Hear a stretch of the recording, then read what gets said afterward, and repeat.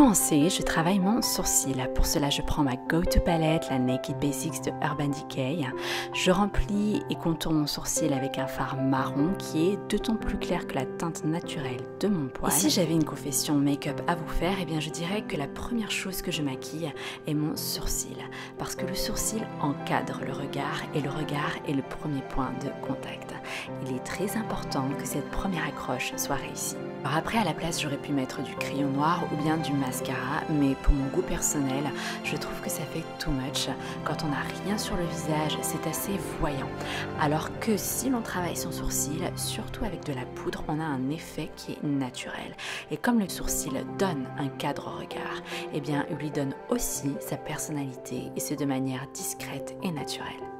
Mais ce n'est pas tout, la poudre c'est volatile et pour éviter qu'elle ne s'estompe, eh bien je vais fixer le tout avec du gel. Comme pour les cheveux, si vous ne voulez pas qu'ils partent dans tous les sens à la fin de la journée, eh bien le sourcil c'est exactement pareil, il a besoin de discipline et c'est ce que le gel va lui apporter. Je continue sur le maquillage des yeux en appliquant ma base pour que ça tienne plus longtemps.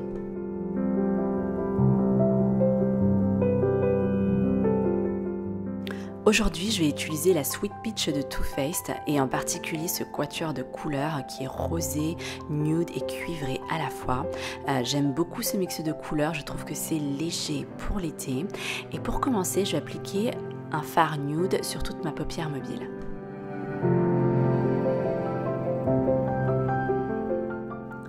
J'applique Cobbler en queue de crise avec une main assez large, c'est un marron cuivré avec des reflets rose gold assez sympa. Je l'aime beaucoup parce que mon teint a beaucoup de sous-tons chauds et le rose qui est dans ce fard équilibre le tout. Et si nécessaire, je repasse avec mon pinceau fluffy pour estomper et avoir un résultat plus homogène. Ensuite, je vais dessiner davantage mon creux de paupière et pour cela, je prends Charmed I'm Sure. C'est le marron le plus foncé de cette palette et il va être parfait pour rajouter de la profondeur à cet endroit.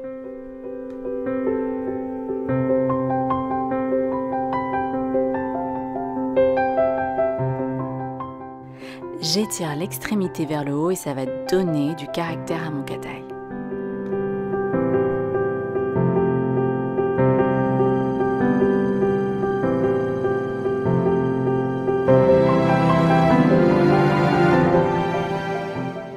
Je prends un pinceau plus fin, en l'occurrence un pinceau liner, et je repasse pour préciser davantage.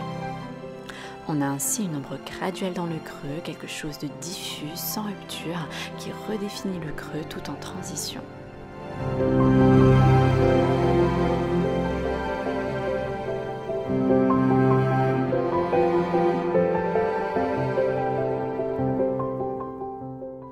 Je retouche le fard pêche pour nettoyer les chutes du queue de crise et avec le bout de mon pinceau, j'étire le fard vers le haut.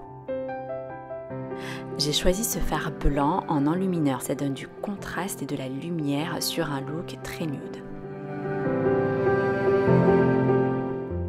Après avoir appliqué ma base sur le ras de cils inférieur, je dépose les mêmes fards progressivement vers l'intérieur. Je termine sur l'application des fards à paupières avec le fard Luscious, une version plus claire et métallisée de Cobbler avec toujours ce côté cuivré à l'intérieur. À présent, j'ai la base de mon make-up, je vais pouvoir dessiner un trait de liner.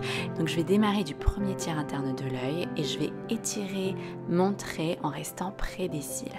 Je dessine la queue de mon liner dans le prolongement de mon ras de cils inférieur pour avoir une géométrie la plus naturelle possible. Je connecte les deux parties et dans l'ensemble, je vais parfaire mon trait de liner pour qu'il soit continu, sans rupture, pour avoir quelque chose de net et de propre.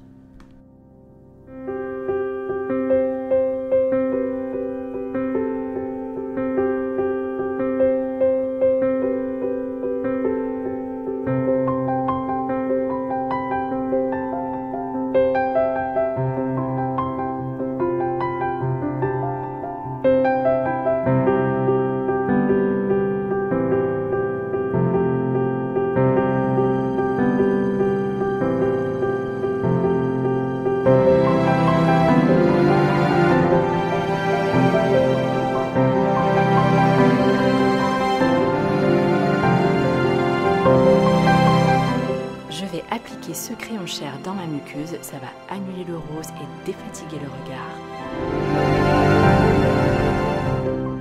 On n'oublie bien sûr pas une bonne couche de mascara qui va allonger les cils et leur donner du volume. Une fois que le maquillage des yeux est terminé ainsi que mon teint, eh bien je vais pouvoir passer aux lèvres. Et pour commencer, je prends mon crayon favori de chez Make Up For Ever, le 3C, et je redéfinis le contour. Et je prends le rouge à lèvres Japanese Maple de chez MAC. J'aime beaucoup ce rouge à lèvres parce qu'il est nude, avec des sous-tons orangés qui sont légers, qui sont parfaitement assortis avec mon teint. Mais aussi c'est un rouge à lèvres qui est lustré, qui est glossy et légèrement transparent. Je sais pas vous, mais en été, je trouve que cette tendance du rouge à lèvres liquide mat est un peu too much parce que c'est très couvrant, c'est hyper opaque, alors qu'en été, on a besoin de voir un bout de peau. Ce tuto lookbook aux couleurs de Paris est terminé, j'espère que ça vous aura inspiré. Si c'est le cas, n'hésitez pas à liker cette vidéo. Et pour continuer à suivre mes aventures make-up, abonnez-vous à ma chaîne, c'est gratuit. Je vous dis donc à très bientôt dans une nouvelle vidéo avec Color Lab. Bye!